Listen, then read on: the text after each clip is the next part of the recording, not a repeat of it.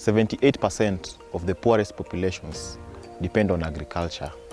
And this translates to a bigger population in the economy. 33% of the agriculture soils are degraded and they are affected by worse weather conditions. And this has not been taken into account considering the large population that is affected by this. And also, 2 out of 3 people die every year out of non-communicable diseases, according to data published by the Kenya National Bureau of Statistics. So there is a need of change, and that is why we are championing the GTM agenda. A person may ask why the research and innovation labs.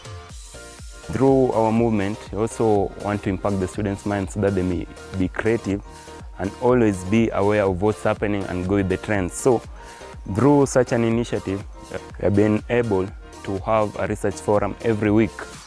And also, there are also labs in school that also offer and teach students on how to be creative.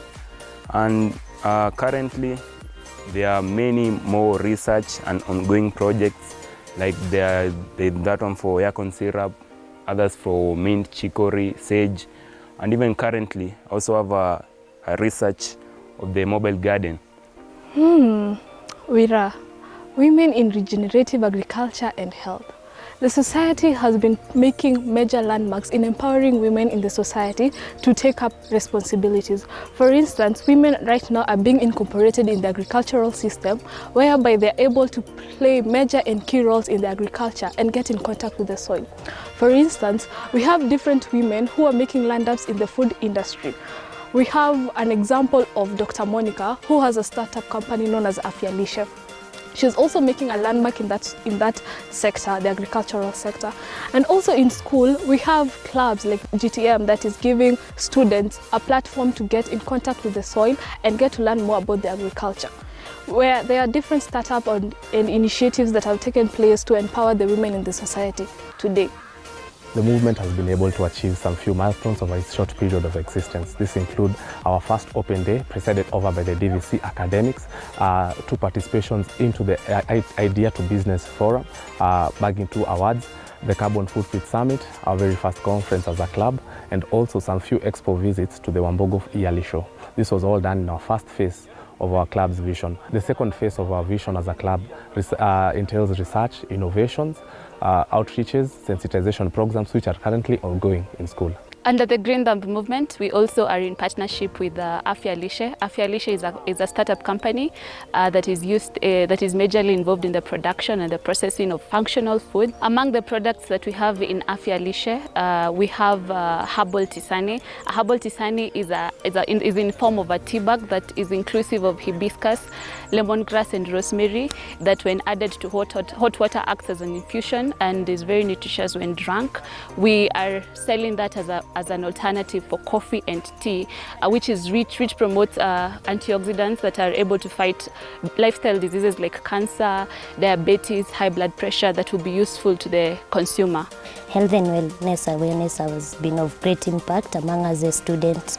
It has created awareness among us by helping us taking care of our minds and our body.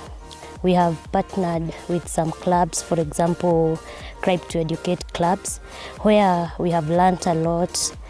It has fostered togetherness and friendship among us and teamwork also. Also, we participate in some sports activities like morning runs, evening runs, which has increased and has promoted also togetherness and friendship. Also, we have planted a lot of herbs in our farm. For example, oregano. There are different types of herbs in our farm which we are using to make some detox, some smoothies and some infusions which are of benefit in this life by reducing the lifestyle diseases and also reducing the weight. Yeah. We try to retain our new members in the club, that is by engaging ourselves in various activities. We try to host charity activities, that is by visiting children's home. We also do participate in fun and bonding activities, that is by hiking, bike riding. Furthermore, we also do engage ourselves in farm activities which aid in the farm maintenance, after which refreshments are served to the members who had participated.